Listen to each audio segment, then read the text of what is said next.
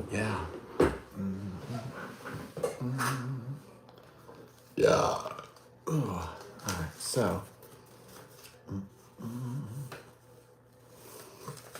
All right.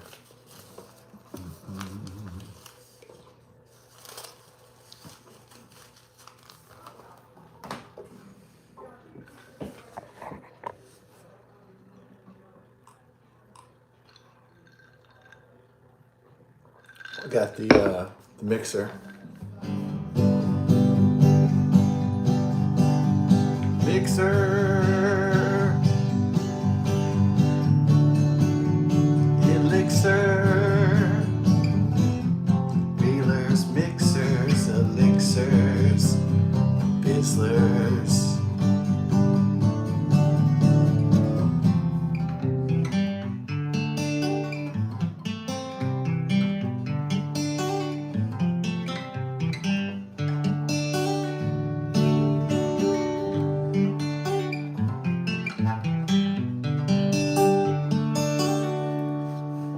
Yeah, I had a pretty good day. I washed my vehicle. We took the tape and the bags and all the shit from the winter storm freeze, Fern. Took that stuff off.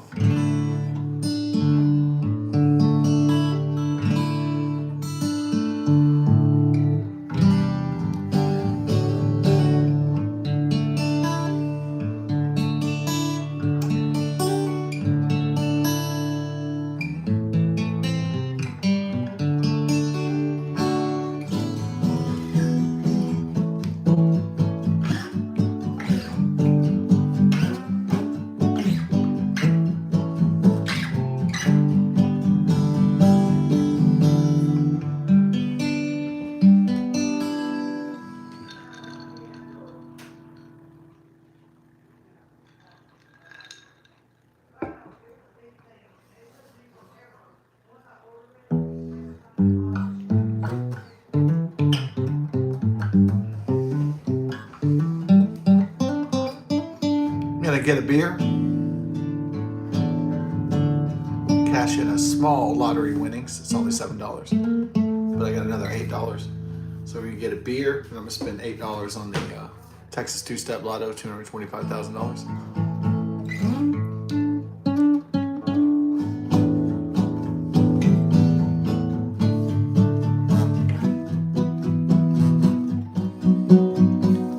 Yeah, washed the car, watered the bushes. Got some shit done today on a beautiful day. Besides the exercising, of course. Took the dogs out twice. Well, Bella out 3 times. Tula at least twice.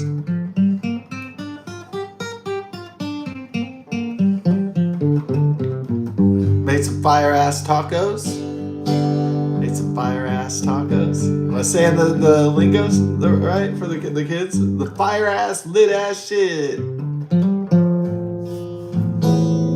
Yeah. Man, I made some fire ass tacos and it was lit up. Is that what the kids say today?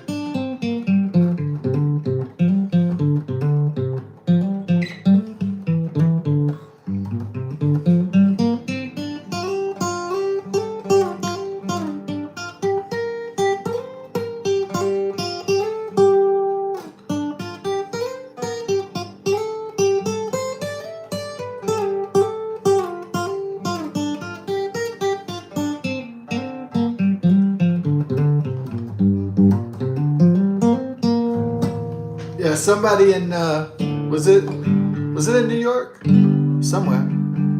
No, it was in LA. My bad. Someone in LA drove their vehicle into a grocery store and killed multiple people. It was a grocery gore. I decided not to do the grocery gore because when there was a shoot up in New York, the video got a lot of views, grocery. All I said was grocery gore.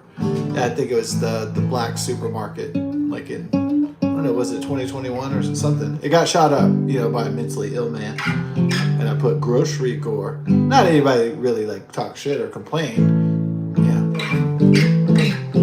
But I decided, I didn't know how many people died this time in the running over the people in the grocery. So I decided not to do grocery gore because black comedy is black satirical comedy isn't everybody's bag. So some people they get real emotional. Like if a bomb goes off in a building, and you write in the comments, "Man, they must have had a blast." You know what I mean? It's like kind of it's a bit insensitive, I guess. Is it? Or some people write, "I think it's too soon," and for the jokes and all that. Or like what was it? Fox News. I said a grave flooded, and I said, "Well, it doesn't matter. Everybody's dead in there." Yeah, people get upset. So, do I care that people get upset? People get emotional, and people have feelings. Well, since people have feelings, I decided to pull back from the grocery gore. Yeah, I don't even know how many people died in the thing. They said people died. Somebody crashed into the LA grocery store. Well, it's probably a Ralph's, right? Ooh, I lost my concentration there. That was a great part of The Big Lebowski. It has Sam Elliott, and he's narrating, and it's like they have the hot, the trope of the hot checkout girl, the hot blonde checkout girl, and he goes, "Ooh, sorry, I lost my concentration there." It's pretty funny. Joel and Ethan Coen. I didn't watch all their movies. Maybe I saw Fargo because that won an Oscar, and I watched that. But I didn't know Frances McDormand was so hot when she was young. And finally I watched Blood Simple, and I'd never seen that movie before. I was like, damn, she was a hot piece of ass back in the day. I was like, because when I was like a teenager, she was already older, She was probably already 40 when I was like 17. So I never knew how hot she was like in the 80s. I was like, damn, that's some booty, you know what I'm saying? That's a blonde. That's a smoking a hot ass blonde. Yeah, I know. Like when she got older, she played, like the older women, female characters, like the mom and the grandmom and stuff like that. Kind of unflattering. But in Blood Simple, she's rocking that ass. It's beautiful ass. Yeah, that's a great one. That whole movie's a fucking classic, Blood Simple.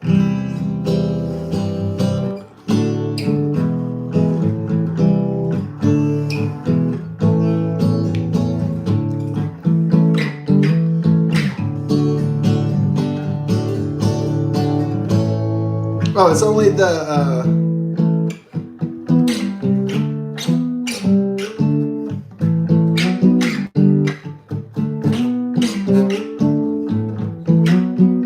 on Jeopardy, they said he died in a tragic plane crash. The guitarist for Ozzy Osbourne, and I was like, Randy Rhoads.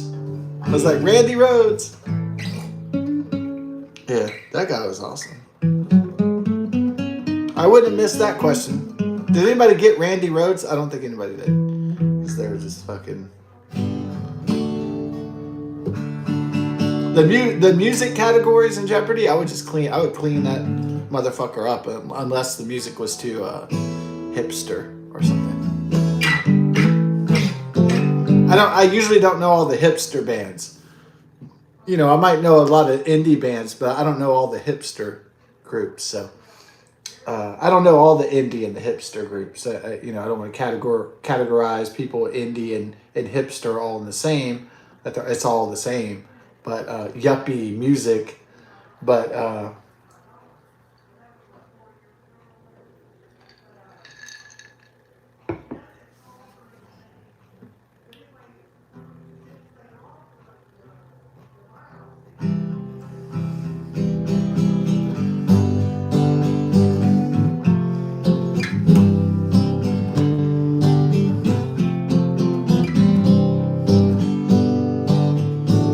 But usually on the music category of Jeopardy, I can clean that motherfucker up pretty good,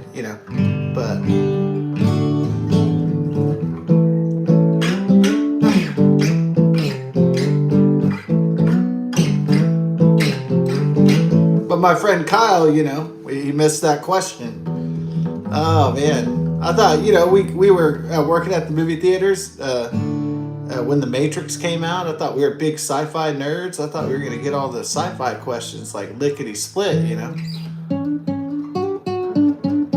We're science fiction nerds. I thought we'd rip that category up, but no, I would have bombed the question too. It was Jules Verne. Yeah, I was like, go Kyle, go Kyle. He would have won the Final Jeopardy, but yeah, somebody I know went on Jeopardy. Yeah, that's kind of weird. I saw him and I was like, because we're the same age, 45, and so middle age, and I was like, is that? Because I don't recognize, because I only remember how I remember people from when I was like, if I worked with you at a movie theater when I was 18 or 19, I kind of remember you that way because that's the last time I saw you. So, the photographic memory in my head, you're like forever young in my mind,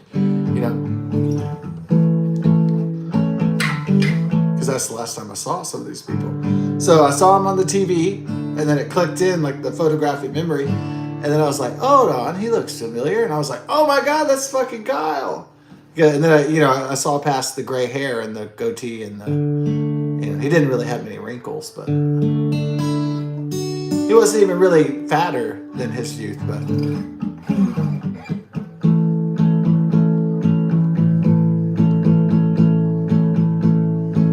I was like, go Kyle, go Kyle, go Kyle. But I would have bombed that question. Yeah, because I thought they were going to hit us with some 20th century science fiction. No, they hit us with that 19th century science fiction. Fuck, some of that Jules Verne. It was War of the Worlds. It was the opening page to War of the Worlds. And I'm not really too interested in that old school science fiction. I think it's fucking ridiculous, to be honest. Although William Rice Burroughs? Yeah, I like that movie. That movie that bombed. I'm not gonna read any William Rice Burroughs or William S. Burroughs or whatever the fuck his name is. I'm not gonna read John Carter from Mars because that would be ridiculous. It would be like reading Jules Verne, Journey to the Center of the Earth or some bullshit. Or it would be like reading War of the Worlds. Now. Yeah.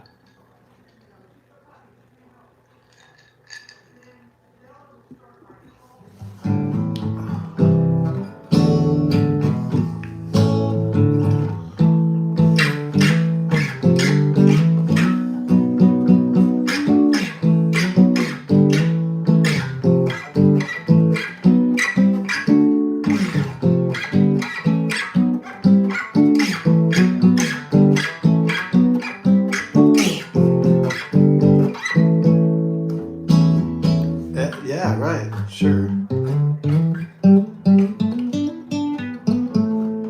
Yeah.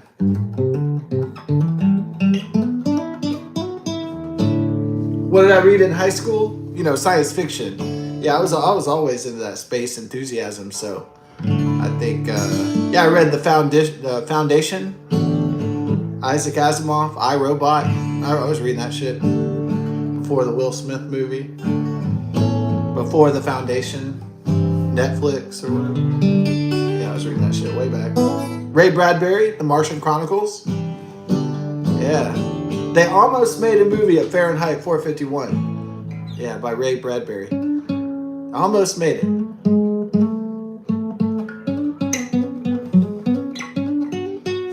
It's like one of those dystopian science fiction stories where people are like Brave New World by Aldous Huxley, where everybody's just taking the pills and they're just high all the time and just watching screens and all that stuff like that. Getting it's like her, like they're just jacking off to fucking jerking it to jerking off and just fucking off. Yeah, right. It's like the ultimate dystopia, mankind. It's like that. Yeah, that's what Fahrenheit 451. Except for the firefighters in the future in this dystopian novel. They don't take. I don't think they take soma. They just watch screens all the time. They just watch TV all the time, basically, and zone out like zombies. and then they they take drugs, and then the people are just really stupid because they're controlled by the corporations and government, and the firefighters, they burn all the books so that people can't know anything. So that's Fahrenheit 451, the temperature at which books burn. Yeah, so yeah, but I mean, I don't know what delayed Fahrenheit 451. Was it Minority Report? I don't know.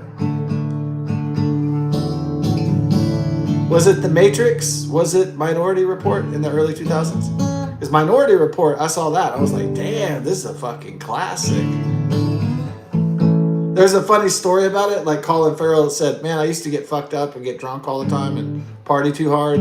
He said, Tom Cruise doesn't really party or anything. So he said he came to even though Tom Cruise wasn't in control of the Minority Report production, he said he felt ashamed because he could tell Tom Cruise was pissed, because he could tell that Colin Farrell could tell that he was angry that he was fucking hungover at the shoot, and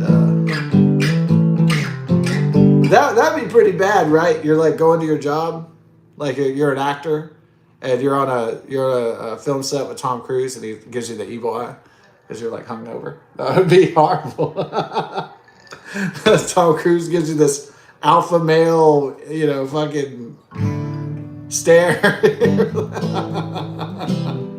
That sounds like it's a kind of a funny story, but it's really like scary. It's actually a scary story, to be honest. So for some reason, Mel Gibson didn't make Fahrenheit 451, but man, the main character of Fahrenheit 451 is Guy Montag, and so that's the firefighter. So basically, in the novel, the guy, he's kind of like in 1984, like Winston. He realized, hey, this system is bullshit. Like, we need to break out into freedom and liberty. Like, that's the whole thing of freedom and liberty is that you have to defend it, or you have to fight for it, or you have to realize what it is. You got to break the corporate government technological chains of the dystopian communist socialist slavery. So that's how usually these things go. How these science fiction dystopian. Now they can have happy endings where the hero wins, or they could have like the 1984 ending where he's just sent back to the re-education camp and pumped up with Soma, and get back in line, slave, for the Ingsoc, for the the global power order and all that stuff. So yeah, I mean, a lot of these science fiction dystopian novels don't have happy endings. It's not like Blade Runner where you get the girl and you run off into the sunset, into the woods or whatever.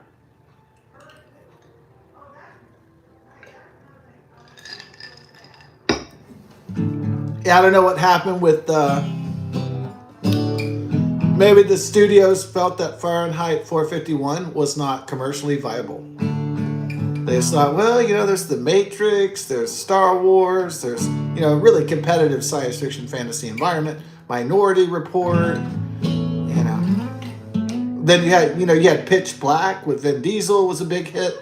I really enjoyed that one,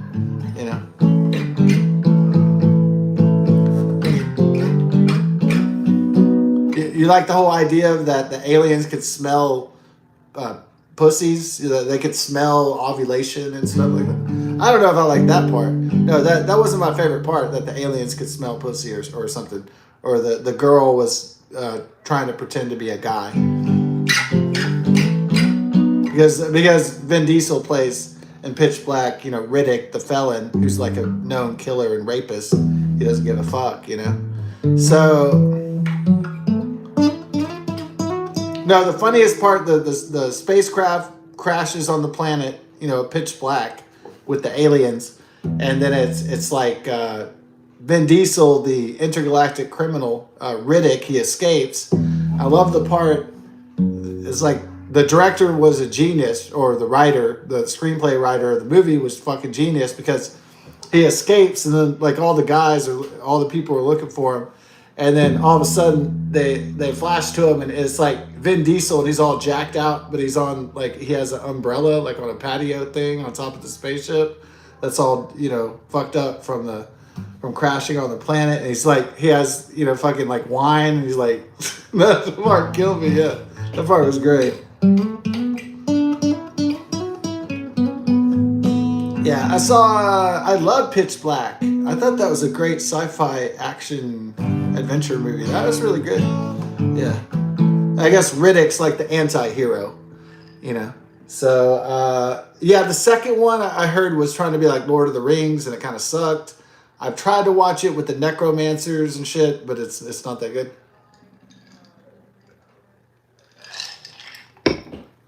So then they make Riddick 3. And I went and saw that, and it had that really hot chick, that hot blonde chick. I had never seen her before. They had that really hot blonde chick, Katie something. I said, man, that chick is a fucking babe, you know. And then he's like, I'm gonna go balls deep in that ass, and I was like, yeah, this is fucking a great movie, you know. I remember he said, I'm gonna go balls deep up in it, and I was like, fuck yeah.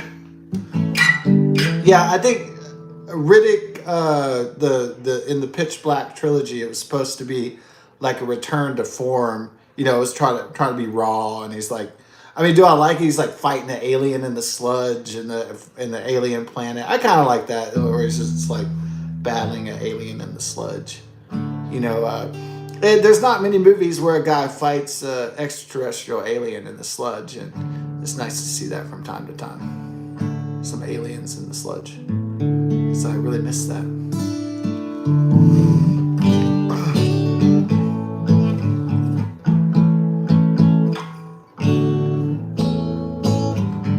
Yeah, what's that girl? She's a blonde, so that means she's either like German or she's Swedish, but she's fucking hot as fuck. Yeah, she looks Germanic or Swedish, kind of like a little bit exotic. Even if she's born in America, she looks like she's a Swedish or German descent, because, yeah, some kind of Nordic or Germanic.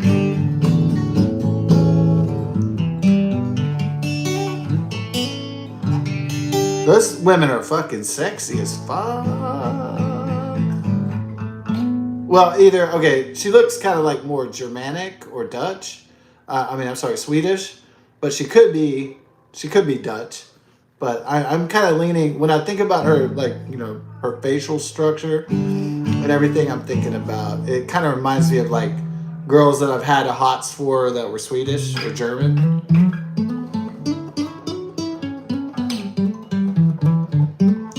I mean, she could be like multiple generation American, but I'm saying like down in her heritage is something like, it's definitely something like German or Swedish or Dutch.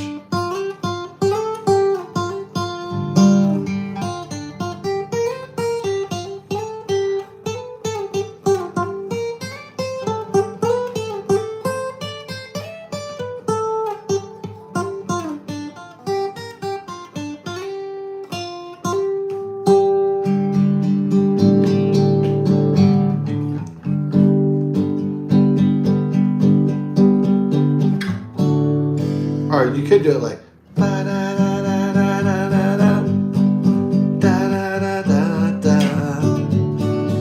okay, yeah, do that one then.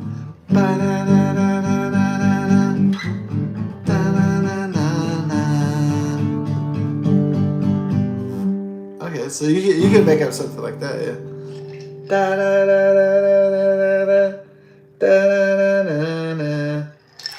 Everybody's feeling the vibe.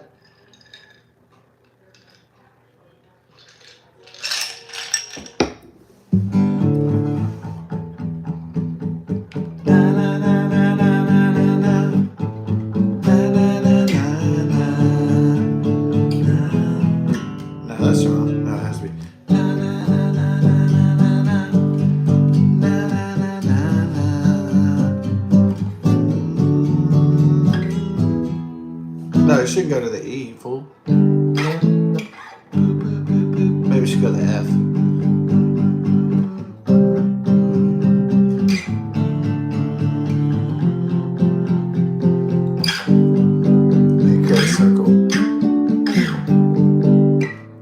Create like a thought circle, like exponential functions. I like those exponential functions, in the college algebra.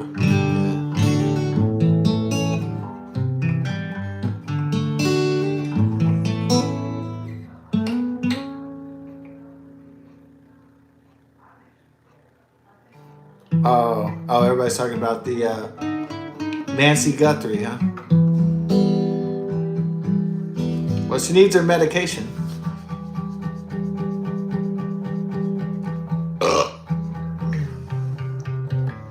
I mean, it's a miracle if the woman is alive and she's just chained up or something.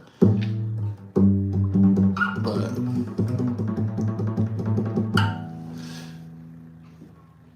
oh, lady,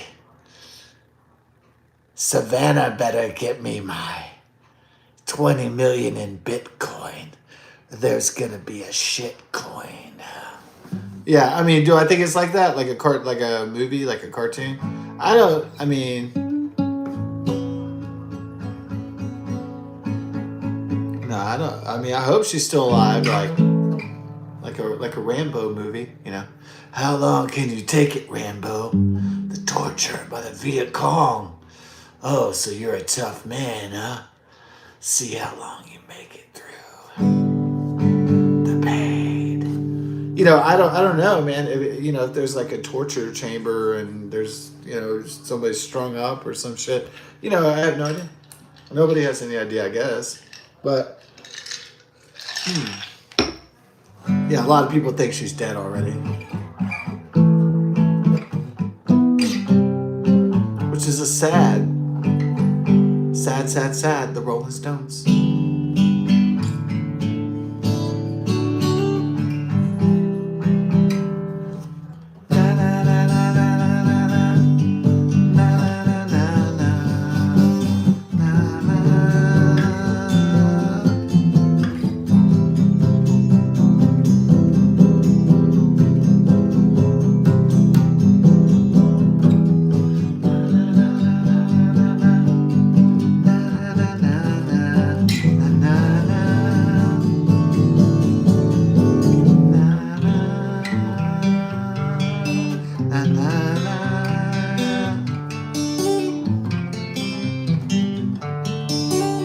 That was not AI.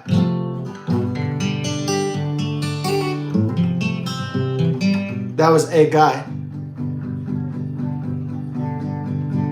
It was not AI, it was a guy.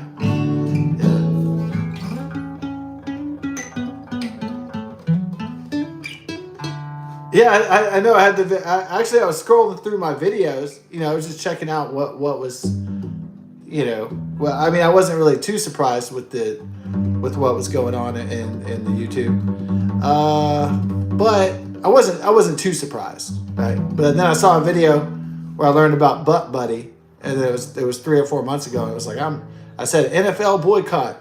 I'm not watching Butt Buddy, and am I going to stick to that? Well, do I have to? Yeah, I kind of have to because I made a decision, and so I have to stick to it. So we're not watching Butt Buddy. We're not watching the NFL. Yeah, I know they snuck in Green Day. They snuck in Green Day to try to trick. They always try to trick white people with white liberals and white anti-Trumpers. They always try to do that. That's what the left. That's what they do. They try to put in. Okay, so there's like white people that just care about surviving, and then there's white people who care about George Floyd and Fifth Ward. So there are different kind of, you know what I mean? So there's like white people that just care about white people surviving, and English people and American people surviving. And then there's other kind of white people that are they care about, children in Africa and stuff like that. And that's fine that there's different kind of white people. Okay. That's fine. That's fine. So you have different, degrees of liberal.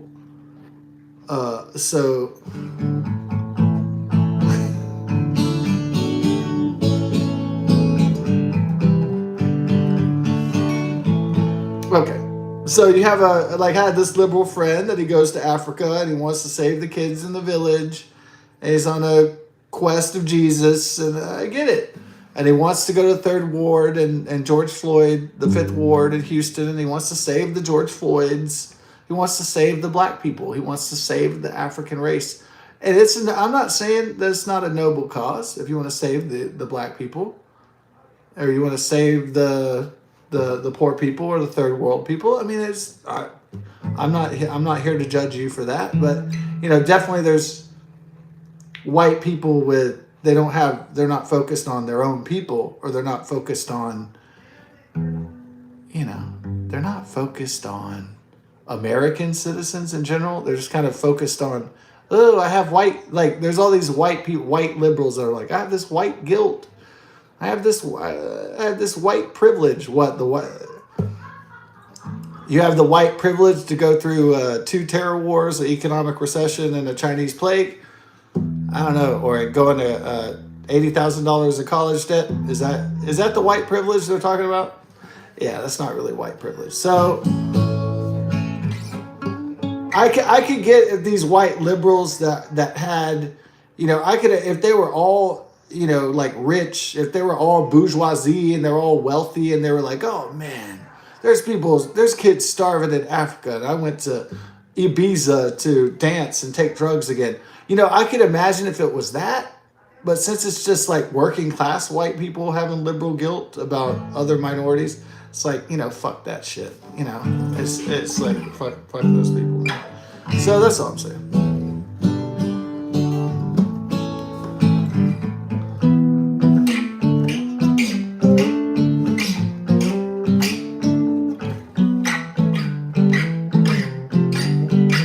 I could understand it if all the white people were rich and well off, but they're not. So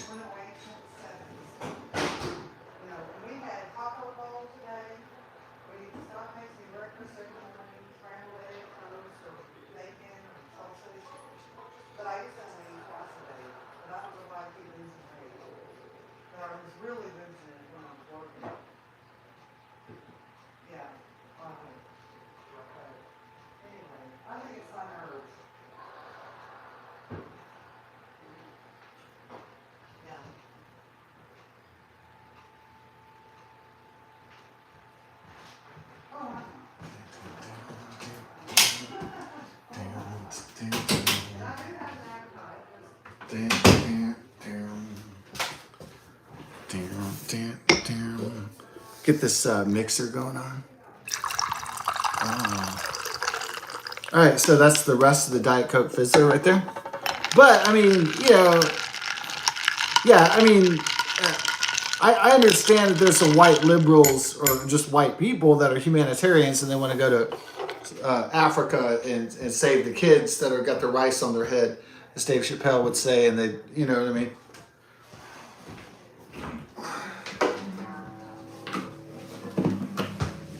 But the ones that have white guilt when they're thousands of dollars worth of debt, I think those people are kind of full of shit.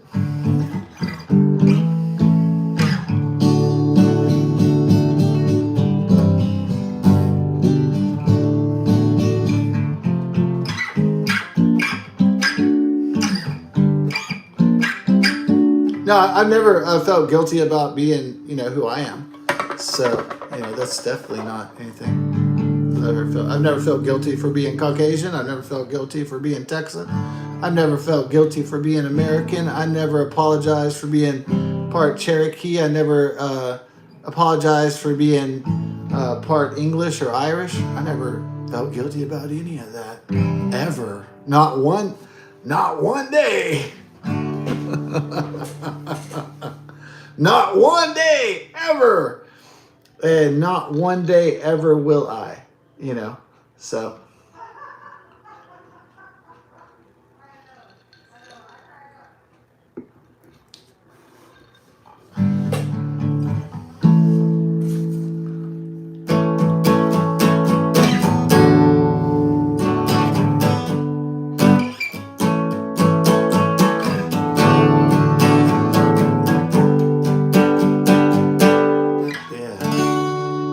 Yeah, I never even understand the hashtag, it's okay to be white. Duh. I never thought otherwise.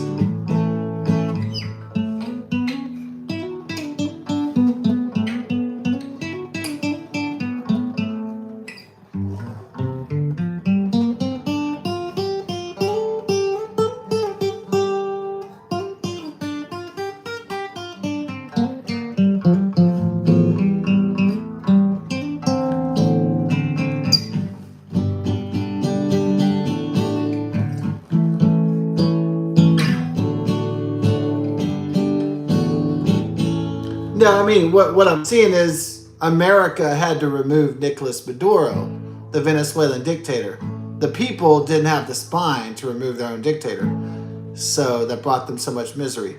So I think Americans are one of the only people in the world that have the spine to overthrow their government. I think the American people are the only country in the entire world willing to throw their elites to the guillotines and hold their government officials to the fire.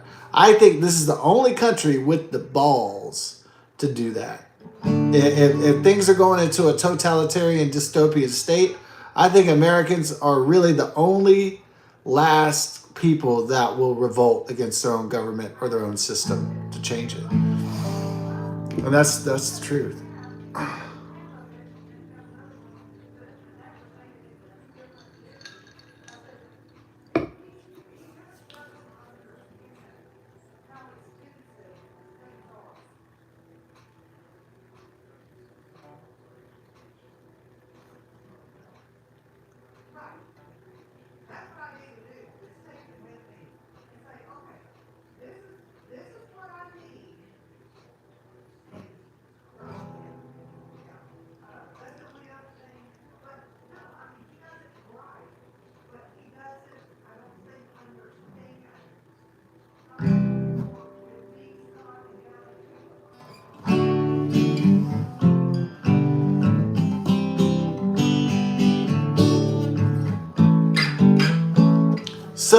So Donald Trump had to take out the dictator of Venezuela and American forces. The Venezuelan people didn't have the balls to go fight against and die. And so what I'm seeing in the world is a lack of balls. And I'm not saying people should die for no reason, but it's like the people of Iran want freedom from the Islamic Republic. Okay, if the Venezuelan people really wanted freedom, then they would have took care of Nicolas Maduro and his forces themselves. But what do? They just kind of ran. They said, well, our country's fucked. Fuck it. And left, right? So do I ever think America could ever get that bad? Where it was taken over by a totalitarian dictator and people just said, fuck it, and just left? As President Ronald Reagan once said, this is the last stand on Earth. There is no other place to run to. So this America is the last stand, the last bastion for freedom and liberty. If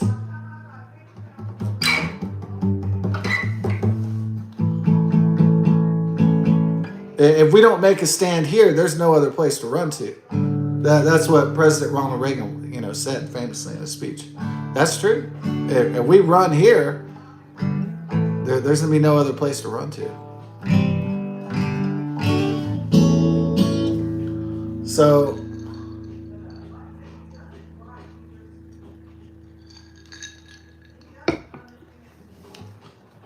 every other country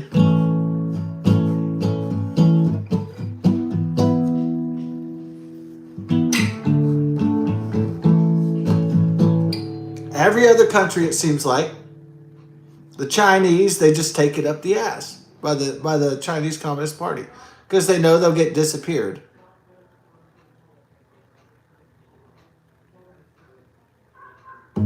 And the Russian Federation,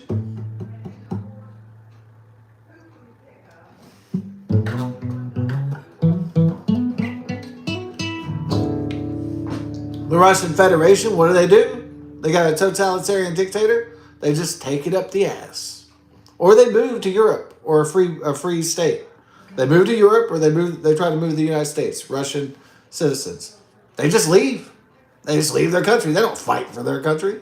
They don't work to change it. They just fucking leave because they don't want to be sent to the gulag like Brittany Griner and be in a fucking Siberian gulag, starving to death. Because nobody wants to do that. So instead of fighting Vladimir Putin and the old KGB and Soviet Union thugs, they just run.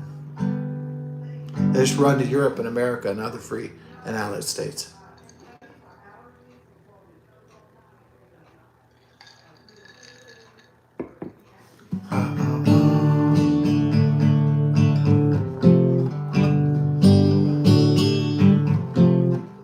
So it was up to American citizens. It was up to American president. It was up to American people to save the Venezuelan people from their dictator, causing them years and years and years of misery and suffering. And it will be up to the American people again to save the Iranians the Persians who want freedom, and the Islamic theocracy of Iran.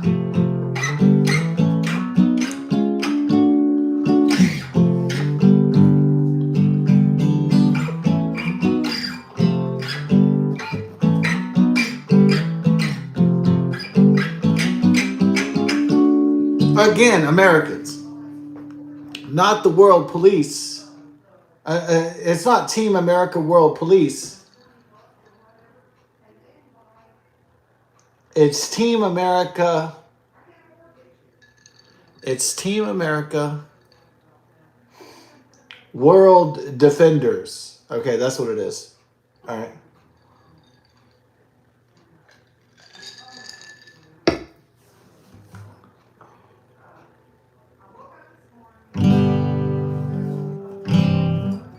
We're not the world's police. We're the world's liberators, saviors.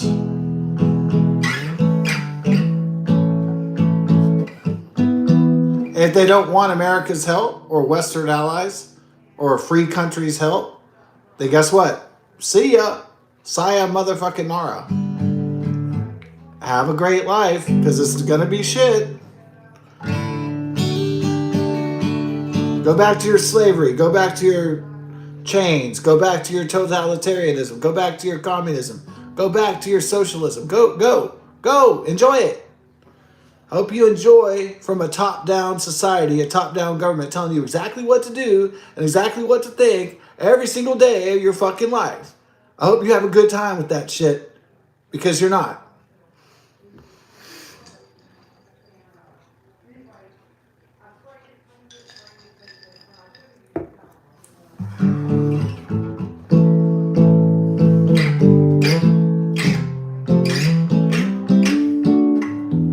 It's like when somebody facetiously says, when they think you're crazy or something, they're making a bad movie, they're like, good luck with that.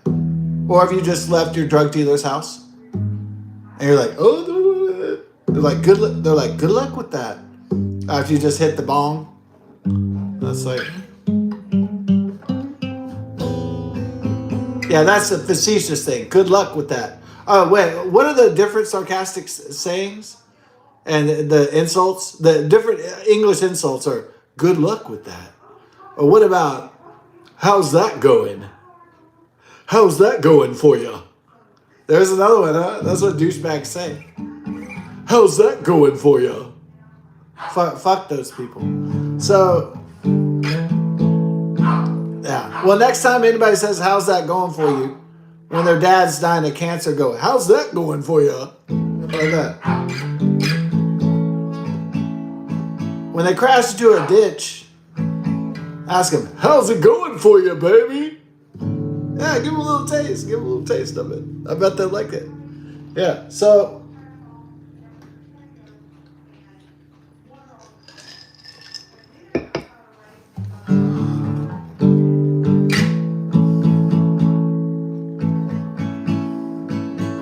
Yeah, there was a little girl when I was a little kid. I'm not really a payback, revenge kind of guy, you know.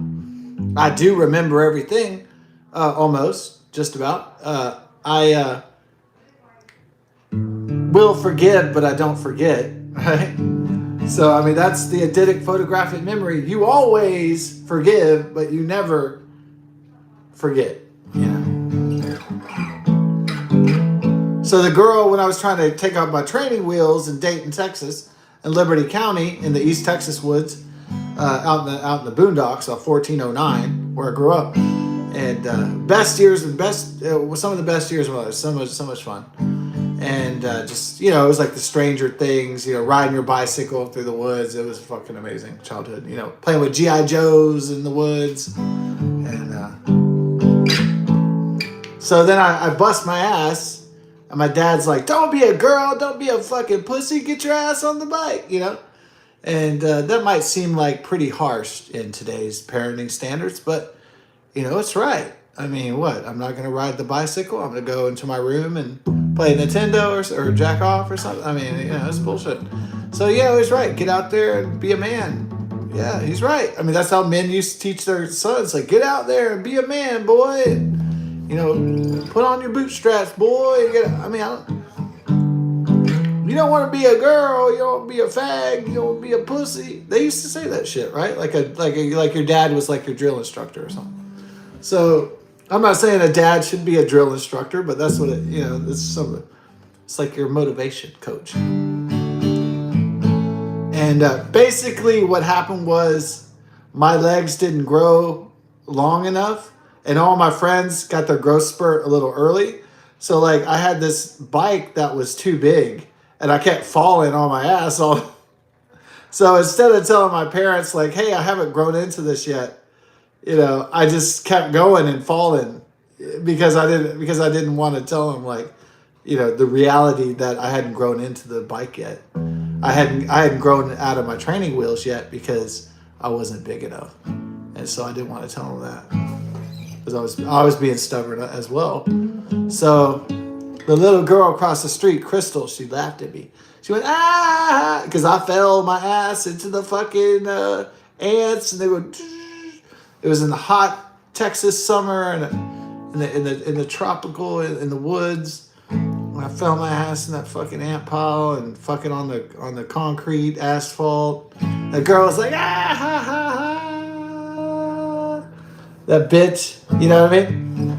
I ate her pussy later. But anyways, that's just a little aside. But,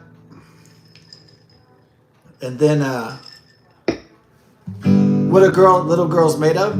Sugar and spice and everything nice, of course. Of course. But then, it's always, you know, I'm always like Charlie Brown dreaming, oh, there's that little redhead girl.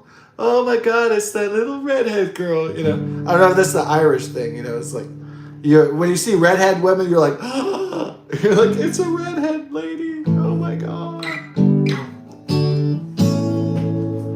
Oh my God, it's a lady with red hair. Fuck today. Like, that's, wow.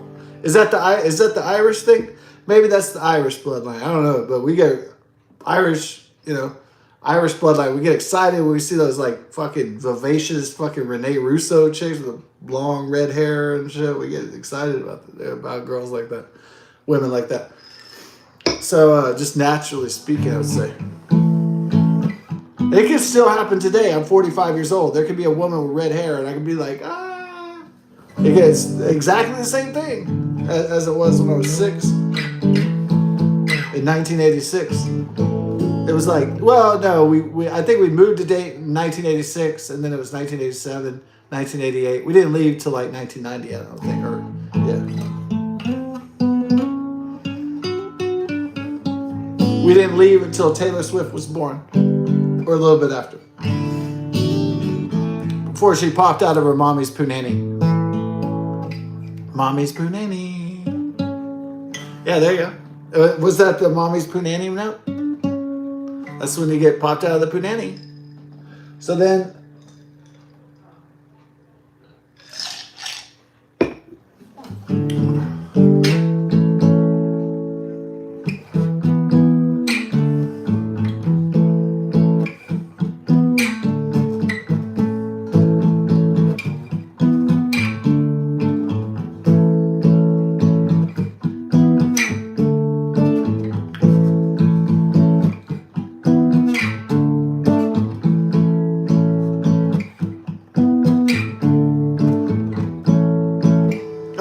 that's like an old song I wrote though.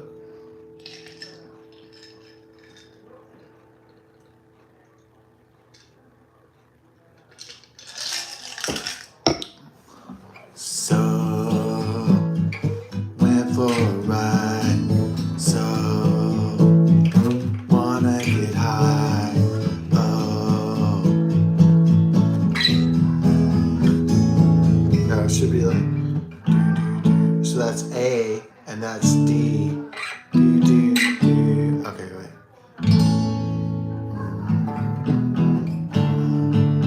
Oh, not gonna cry. Everybody is gonna die. Got me a buzz. Here's how it goes.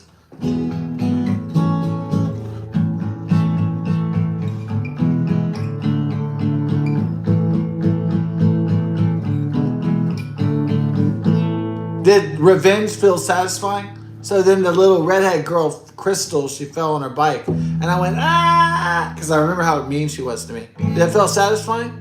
No, she was like,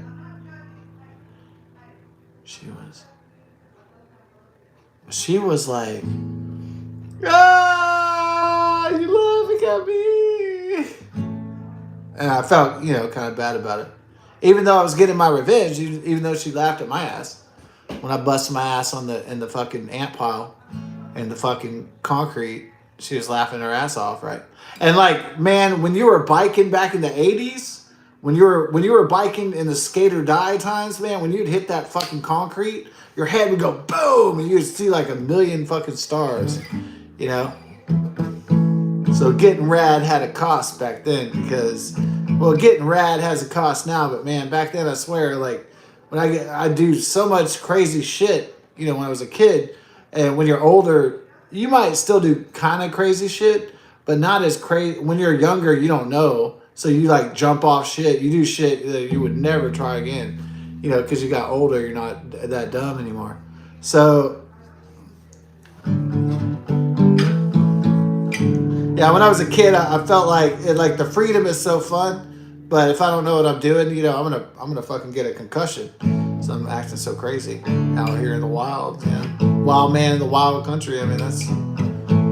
But in a big country, dreams stay with you like a lover's voice across the mountainside.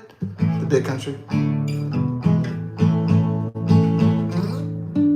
No, I don't know that song. I'm just saying it. I'm not trying to grow flowers in the desert, but you can live and breathe. See the sun in winter time. That's a good one, man.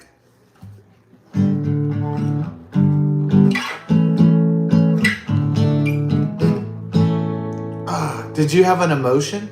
I think I had an emotion. Oh, man. That was pretty powerful. So I had an emotion, y'all. I had an emotion. Yeah, there you go. Mr. Encyclopedia Man had an emotion. Congratulations. Sherlock Holmes felt a feeling for once. My God. Mr. Spock cried. Must have been a rough experience.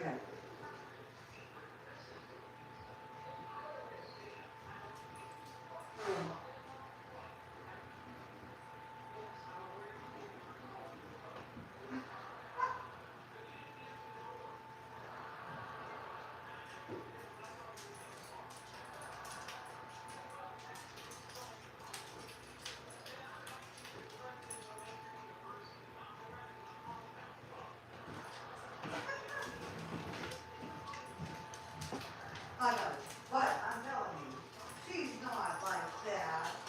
She's not. She's such a baby girl.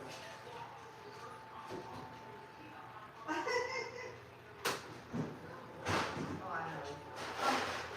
I know. Sometimes I wish, I was terrified of waiting until Bella died to get another dog because between Princess and Bella it was 7 years. I don't have 7 years to wait. But then now I'm worried about that Bella's not getting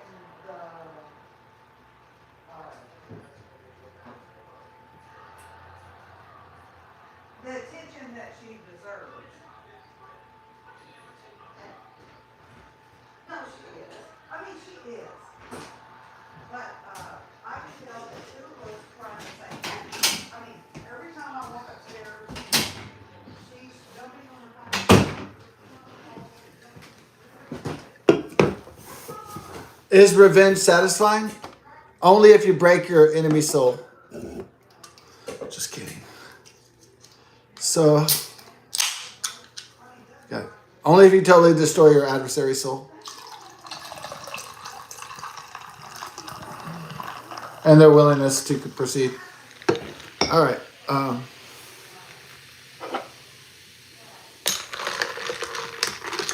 Yeah. Yeah, I would say, I mean, yeah, I've been warning people about the Chinese Communist threat for I don't know how many years on this channel. And the biolabs and Viva lost virus. Viva. I told you they're sending people to kill us. Not just the Mexican Chinese Communist fentanyl from the drug cartels. So the Chinese Communist Party was sending the materials to the Mexican drug cartels to send heroin, synthetic heroin called fentanyl, which didn't exist before, well, I guess the scientists, probably an American scientist invented it, I think. Yeah, unfortunately.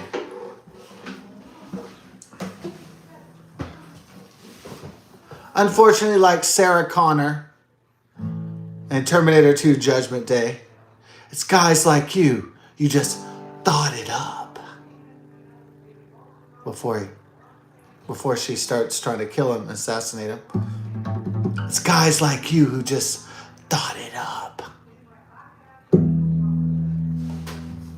So, I don't know. Does that mean people should stop thinking or learning? No, it's just...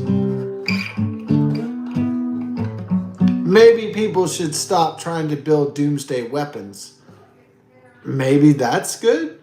Maybe that's a good place to start. I mean, Now, governments that want to screw over other governments, or people that want to screw over other people, screw over and be the dominant force in the human race, they don't want to stop building weapons of mass destruction or mass horror.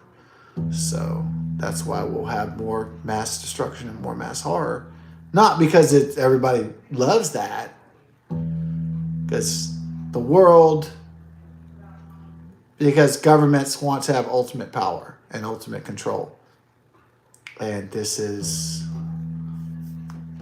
probably people in the American dream. They thought, well, people just want a bigger slice of the pie. You know, they just want a flag waving in the breeze. They just want a piece of land. They just want their own piece of heaven. They want their own wife and kids, and they just want, they just want to have a chance and a great future and all that. And then we learned that it was on a more sinister level. That people just didn't just want the American dream. They didn't just want They didn't just want resources. They didn't just want it to be good enough for survival. They wanted control. They wanted it all. They wanted to be the dominant king. And so that's where the problems, are really emanating from. So it wasn't enough to have a little, but most of these world governments wanted the whole enchilada. So that was the doom of man.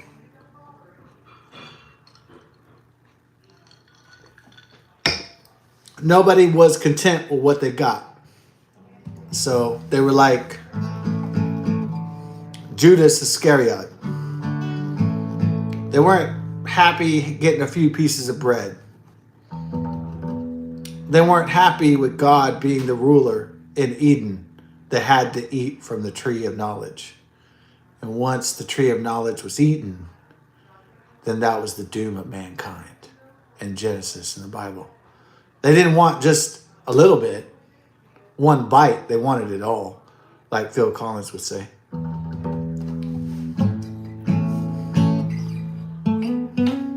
They wanted total and complete control of man. They wanted men and women to be their slaves, their subjugates, the elites.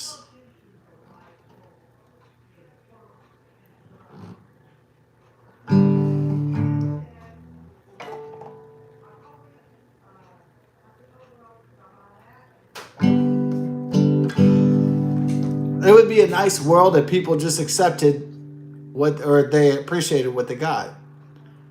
But almost nobody does. Everybody just said, you know what? I got a house. I got a nice wife and a few kids, and I got a tree, and I got a dog, and my life's pretty fortunate, blessed, and happy. And I got a nice job, and I got some nice things. I got a nice car. Got a nice whatever. Everything's fine. If it was just like that, the world would be pretty peaceful, right? Yeah, it wouldn't be a quest for complete control, total domination.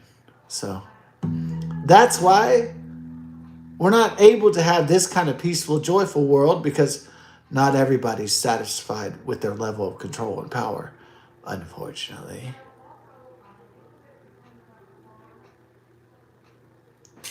But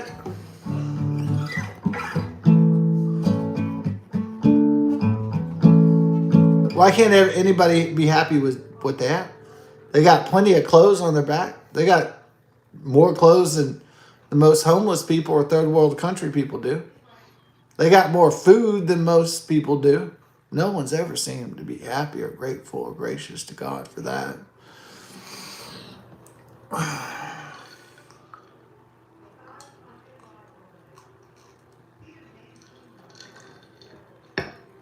So what gives? Everybody wants to be a multi-billionaire like Elon Musk. Maybe you have the intelligence to be Elon Musk. Maybe you just don't have the resources. Maybe that's a lot for most people. Maybe most people can't have the money and wealth and power of Elon Musk, even if they could still pass engineering and math classes. Maybe they just don't have the fucking money, and maybe that's true. Maybe they never had the money. Maybe they always had to struggle at Taco Bell and the 7-Eleven. Maybe it never worked out. Maybe they never had an inheritance. Maybe they never had anything. Maybe they didn't have a Trump baby fund, you know? Maybe it always fucking sucked.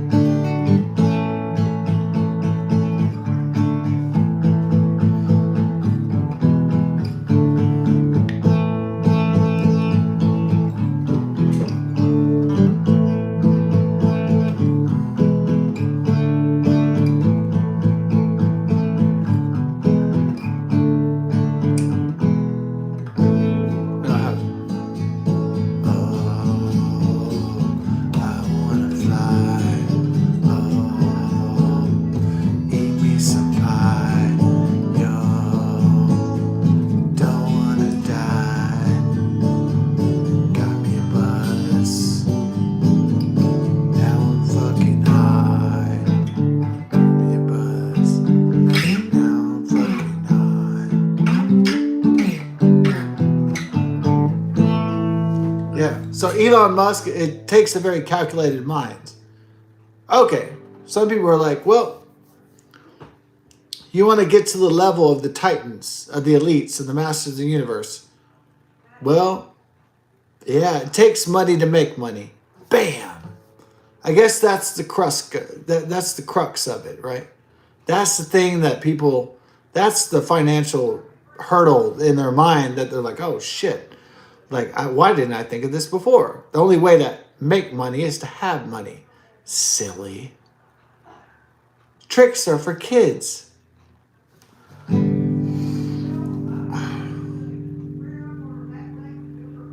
So people spend their whole lives working and probably not saving as much, being poor people and middle class people. And then they're like, oh man, I can't afford a house in Hawaii. Oh fuck, I have to get an apartment. You know, it's just kind of, I mean, it's because you have to have money to make money. So the nature of money is you have to have stuff to build stuff. That's called capitalism.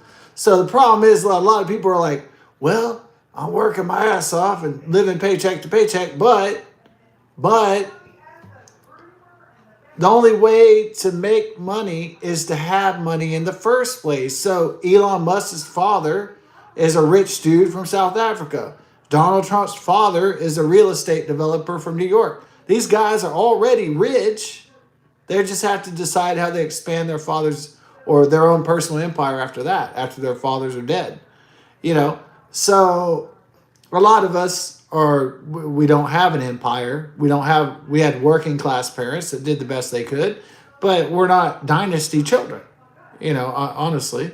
And maybe some of us are even worse than that. Maybe our parents were destitute. We barely got out of here, but financially speaking. So, look, most of these guys aren't self-made guys. We have to face the fact, folks, that a lot of these guys that we look up to in society, not all of them, most of them didn't work their ass off from the fucking plantation, from the slave plantation to the CEO. Most of them already had fucking money from their mom and dad. Let's just realize this basic fact about money is that you have to, if you're going to make a lot of money, you have to have money in the first place. You can't just start with zero and expect something out of zero.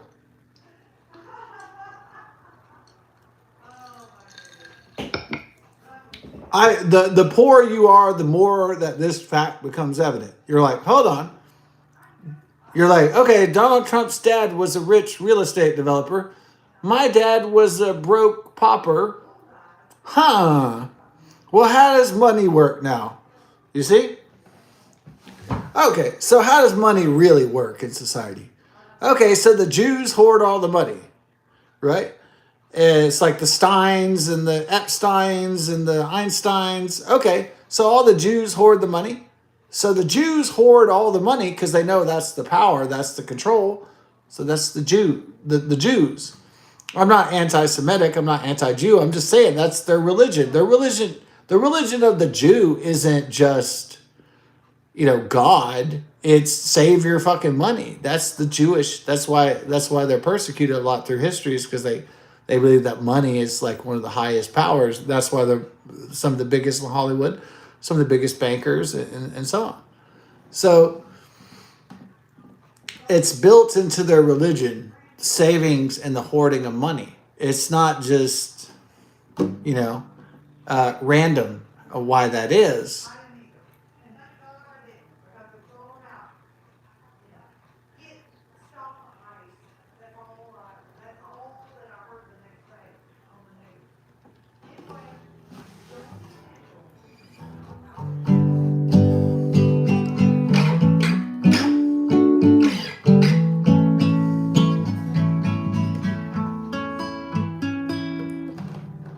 Now, how does that give hope for the sons of deadbeat dads or, crackhead mothers?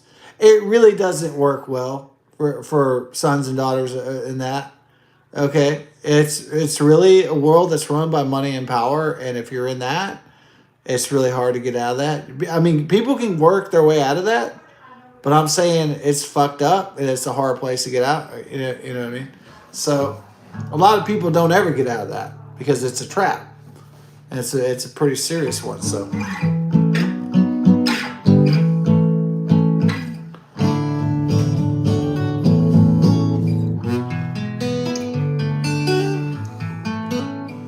Do I hate silver spoon babies? Or do I hate people that are so affluent that it's ridiculous? Like Big Baby McMillius and Jeff Bezos and Mark of the Beast, Zuckerberg or whatever. Do I hate people like this? I think their wealth is ridiculous. I think it's not good for society. And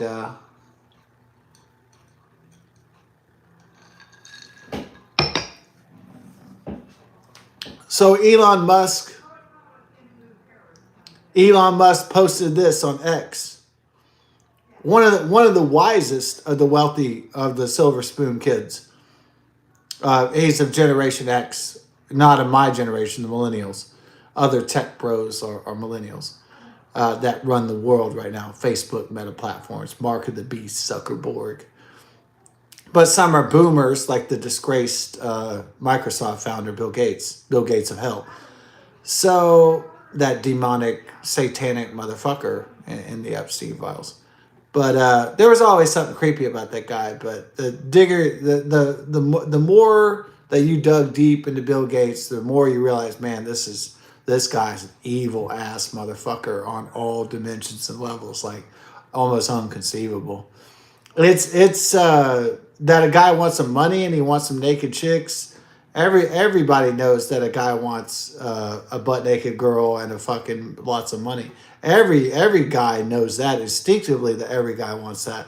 But this guy is fucking evil, though. This guy is on a level of evil like beyond any of that. Like not even basic needs, not even basic wants, not even basic desires. It's like something satanic on a level that is almost incomprehensible.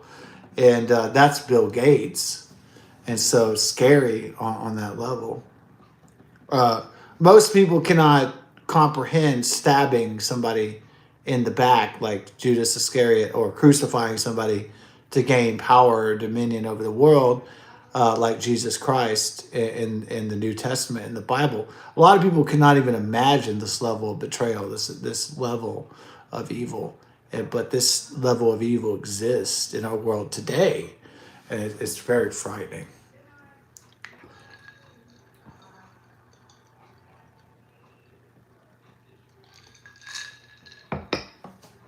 So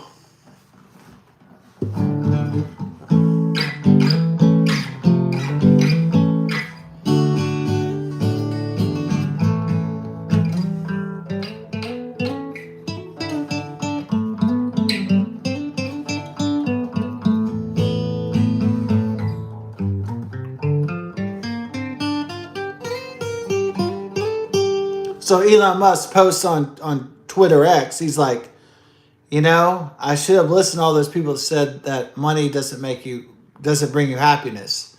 And I was like, well, if I was Elon Musk's counselor, I would say, so you were the smartest and you were always on top of the game. You never dropped the ball in any game. Your dad gave you the fortune. You just sprung from that. You went to MIT. You worked your ass off. I mean, what should you feel guilty about? You're the founder of PayPal and SpaceX and all this other stuff. And so what do you really regret here? Am I hearing a regret that he went for the pretty girls, he went for the cars, he got the money. So is there something that you're missing that you think that you didn't achieve, or is this some kind of affluenza bullshit, or some kind of really deep midlife crisis? I mean, what is it that you really regret? You went into Doge, you helped Donald Trump secure a second term, you helped save Western civilization and America. I mean, what is it that you really regret, though? You regret that money and possessions do not bring you happiness? Or do you regret the system? Do you regret your life? Do you regret that your relationships are not strong enough? Do you regret not being sociable enough to talk about men issues in a way that's direct and that people could resonate? Are you sad because you could not communicate in the English language what you were feeling to the whole world, and that you were not that you were antisocial, but you were kind of awkward, and you're kind of an awkward nerd, even though you're so powerful and everything, but you're still can't just basically talk to people in a room without sweating your balls off, and that's probably that's probably true.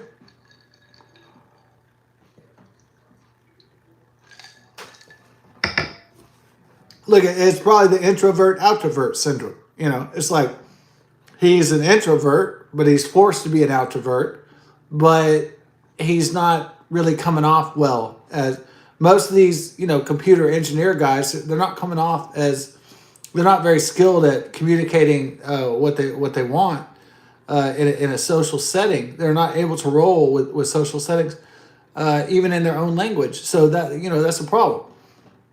For their image and for their PR. And it's like, and then maybe people that are very well spoken maybe have a problem that they don't, reflect or introvert enough. So it's like a kind of a catch-22 dichotomy in which, well, if you have this, well, you have less of that. It's like an energy conservation problem, massive, like it's science, like everything has a balance.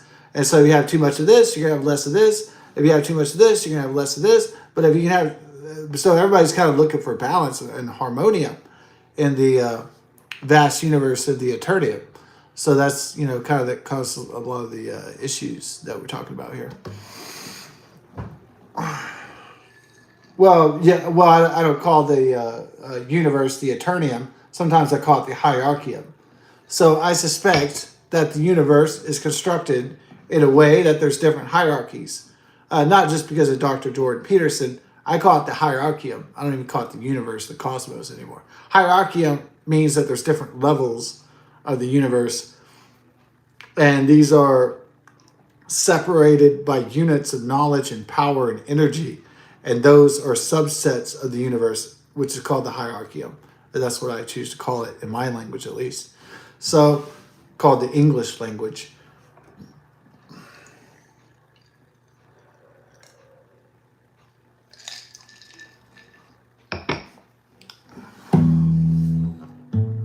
Hierarchium is a system of levels, like we have hierarchy in our society. So, if I work at Taco Bell for $6 an hour, I'm not high enough on the hierarchy as the electrical engineer that works for the U.S. government that makes 6 figures per year. So, if I work at Walmart for $7 an hour, I'm not on the same hierarchical level as the guy making millions of dollars as the electrical engineer that works for NASA or whatever, right? Because that's a different hierarchy. It's called hierarchy. It's a system that has different levels and different organizations, different people that work in those levels. That's exactly how the universe is too. It has different levels. There's different levels of civilization. There's different hierarchies of time and space and life forms, and so it's vast. It's not small, and so it's called the hierarchium. But most people call it the universe or the heavens or the cosmos, as Carl Sagan would put it.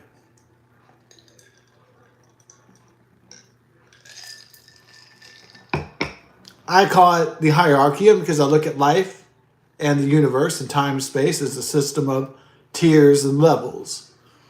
There's a low level and there's a high level.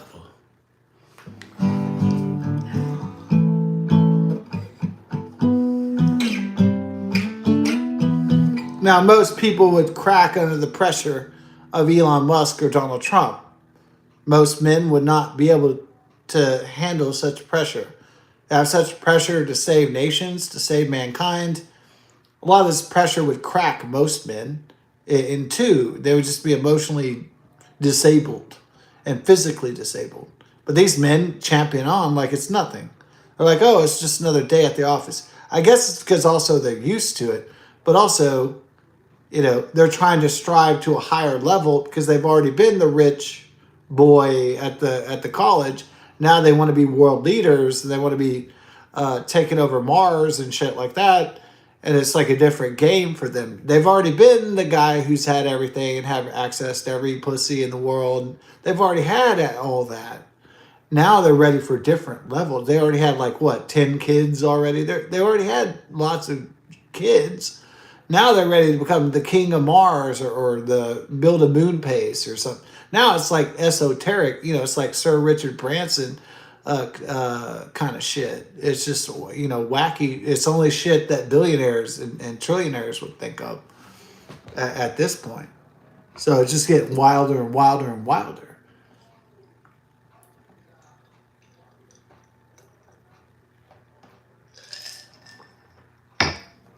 Okay, Newt Gingrich tried to become the president of the United States. He was laughed off the stage. He started talking about a moon base back in the day. Either it was the Mitt Romney 2012, the re-election of Barack Hussein Obama. And the first thing comes out, Newt Gingrich, I think the United States should have a moon base. And I was like, get him out of here. He might as well said, we should have a Mars station. They were laughed his ass off there. Now Artemis 2 is about to launch to the moon. And then they're going to try to land on the far side of the moon. And Artemis 3. Is it so funny that people are building moon bases now? Yeah, but back then, you can't bring up that sci-fi shit where people laugh. If you're trying to run for an elected office, unless it was realistic, like John F. Kennedy, like the first Americans on the moon, unless it was actually realistic. You can't just say like, hey guys, if you're running for office in America, like the first thing, you can't say like, if you're running for a political office, you can't say like, hey guys, let's create a Martian colony, yeah. I mean, that's like political suicide. So you got to start with Earth and work your way out to Andromeda. You got to start at Earth and then work. You got to start at Earth, go to the moon, then go to Mars, and then go to Jupiter. But at first, you don't say moon base. Because people are going to laugh their ass off the stage. I mean, your political career is fucking over. Faster than fucking Howard Dean. Oh! What was that? The Howard Dean 2004? Would I do that? If I was running for a political office, would I go, whoa! I mean, it was pretty crazy. It's pretty crazy to do that. Who knows what somebody would do when they're in the passion, maybe to go, uh-oh! But, so Howard Dean was going to challenge George W. Bush. I think it was 2004 or something. He was going to stop George W. Bush from being reelected, but he is from Vermont or Connecticut or some shit. And he went, oh! And then everybody saw the clip of him going, woo! And they said, oh shit, this guy's crazy. Before that, his speeches were going well. Everything was fine. But he went, "Ow!" or some shit. And then it was over like that. It's crazy. Yeah. I was thinking, oh my God, he had so much momentum. Like he was going to defeat George W. Bush. Like that guy had it. He had it together. Like all the constituents, like he had everything going on. And then when he did the ow, like people were like, what the fuck? Yeah, man. Howard Dean. Look it up, man. That's the most hilarious. Yeah, that was the weirdest, like the self-inflicted wound I've ever. He probably didn't mean to do it. He probably was like, what happened was he was so successful. He probably thought he was on the way to becoming the U.S. president, and he got a little bit too excited. He wasn't drunk. He wasn't on drugs. But what happened was he got so in the moment of the emotion that he forgot that the cameras were still rolling. Right? Yeah. It was ow. And it was fucking done. It was fun. It was a funny howl, though. It was a funny ow. It was a really good one, though. I mean, if you're gonna, do a pretty good gorilla howl, whoo, he did a fucking fantastic one. But you're probably not gonna get a lot of votes if you do really good wolf howls. But I mean, I appreciate, as a former Cherokee Indian, part Cherokee Indian heritage, I appreciate some good wolf howls. I mean, fuck. I mean, that kind of impresses me more than, people up there lying their ass off. Man, if people just competed in politics, they just did howls, or like, howl, I would say like, yeah. I wish it was just people doing the best doing the best bear howl, or bear cry, or whatever. I wish it was just some ancient American, like, howling contest or something. But unfortunately, that's not what it is. But I wish it was like that, yeah. Who could do the best? Oh, yeah! Flah! Who could do the most, like, savage fucking primal scream or whatever? Yeah. Unfortunately, we have to talk about politics and socioeconomics and taxes and geopolitics and boring shit. I'm sorry, guys. Politics. Not really boring, but it is. Yeah. Sorry. It's boring.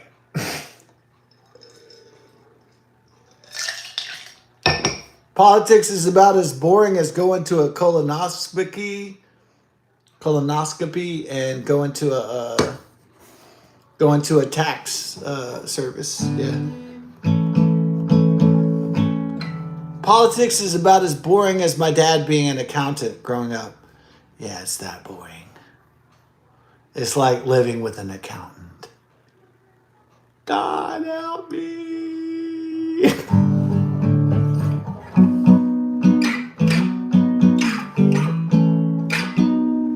Let's talk about fiduciary tax rates all day. Very boring. Oh my God.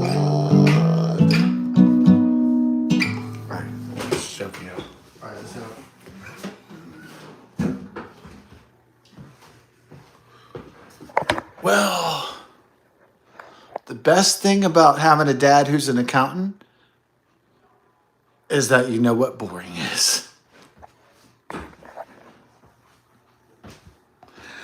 People are like, yeah, some people said, I bet your dad was an accountant, right? I'm like, you fucking nailed it on there. Yeah. Yeah. Yep. You guessed it. My dad was an accountant. That's why I am like this.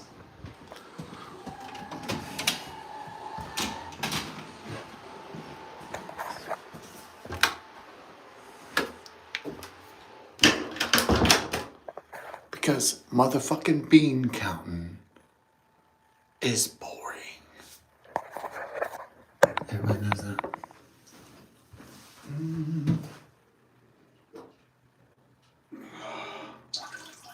So we're dropping we're gonna drain the wizard. Woo!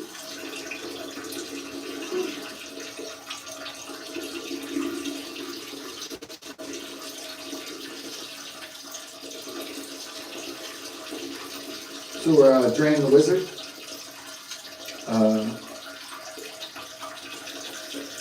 Blizzard of Oz right here.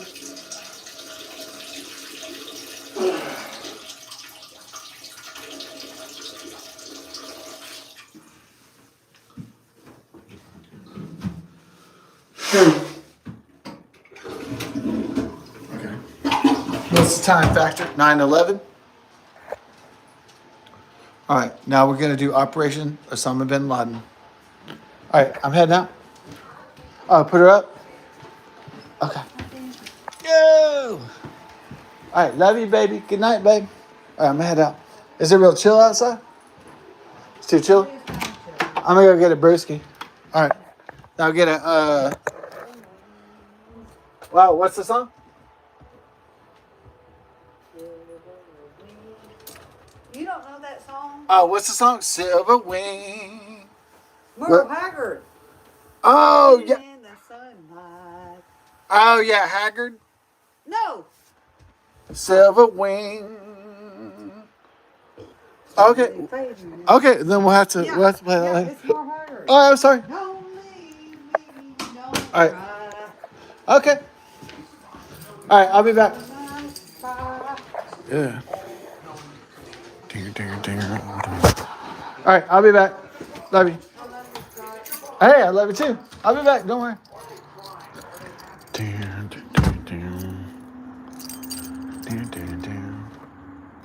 So we're going to this place called Earth or whatever. All right, let's do that.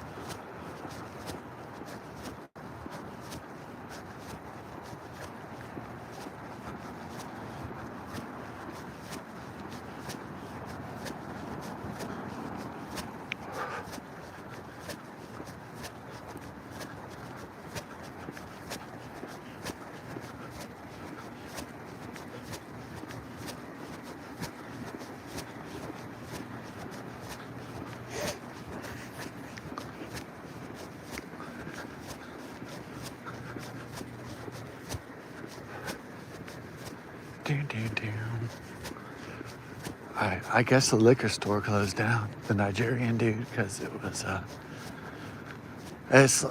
he stocks some expensive shit, but he can't compete with all the liquor chains in Houston, especially Specs and Twin Liquors. I guess Twin Liquors is mostly in Austin, but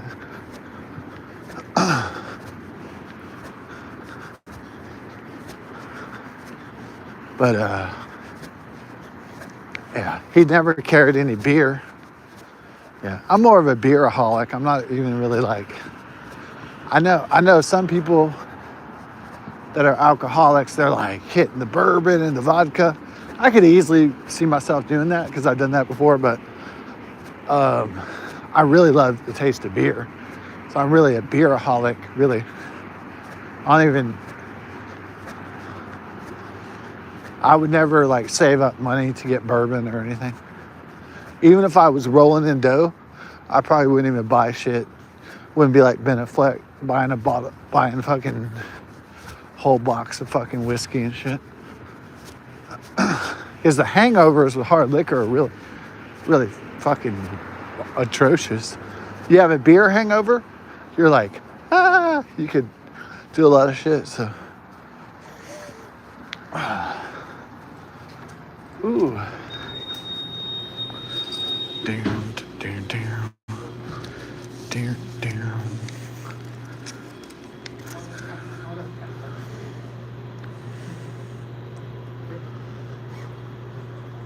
Hello. Hey, how's it going? It's not working today. It's off? Yeah, system is no working. No working? No system. No system? Yeah. Come tomorrow, okay? All right.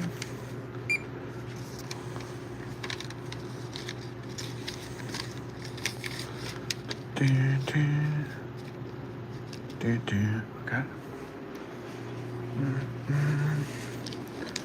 Do, do, do, do, do. Do, do.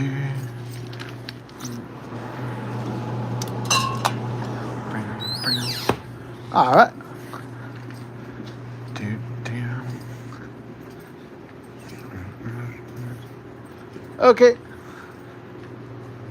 Oh, the whole system's down all night? System like this. Oh, whoa. What happened? Oh, wait, the whole lottery system is down today?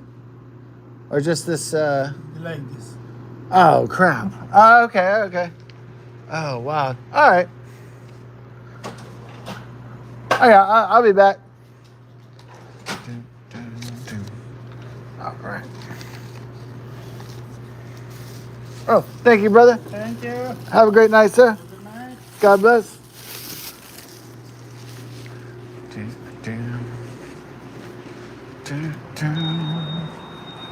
Yeah.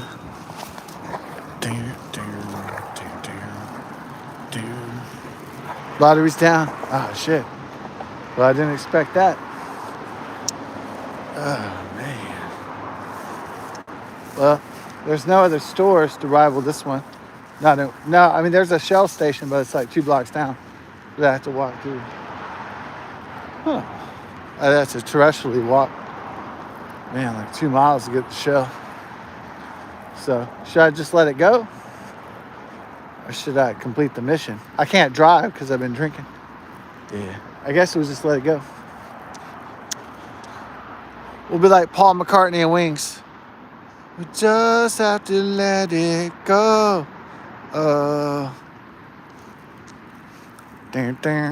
Yeah, I wish there was like another gas station across the street in case some shit happened like this. Yeah. So it's like,